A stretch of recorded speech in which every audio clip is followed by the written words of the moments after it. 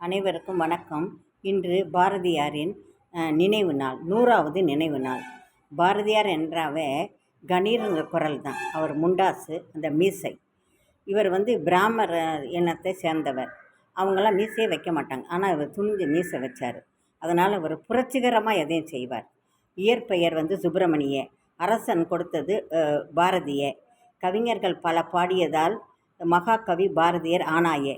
முண்டாசு கவிஞரே, மீசக்கார கவிஞரே, எட்டயாபுரத்து கவிஞரே, புரட்சி கவிஞரே, பாப்பா பாட்டு பாடியவரே, பல மொழிகள் பயின்றவரே, சுதேசமுத்திரத்தின் ஆசிரியராய் இருந்தவரே, பல மொழிகள் பயின்றவரே, யாமறிந்த மொழிகளிலே தமிழ் மொழி போல் இனியதாவது என்பது காண்போம் என்று சூள் உரைத்தவரே,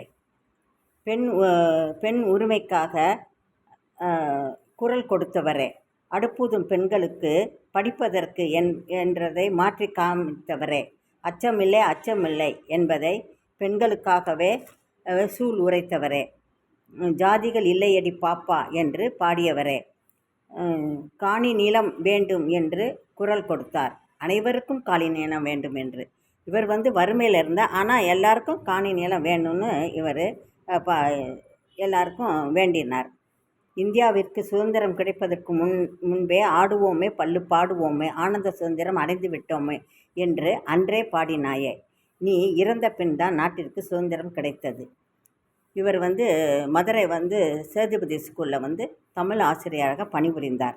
உன்னுடைய புகழ் தலைமுறையாக வளரட்டும். நன்றி, வணக்கம்.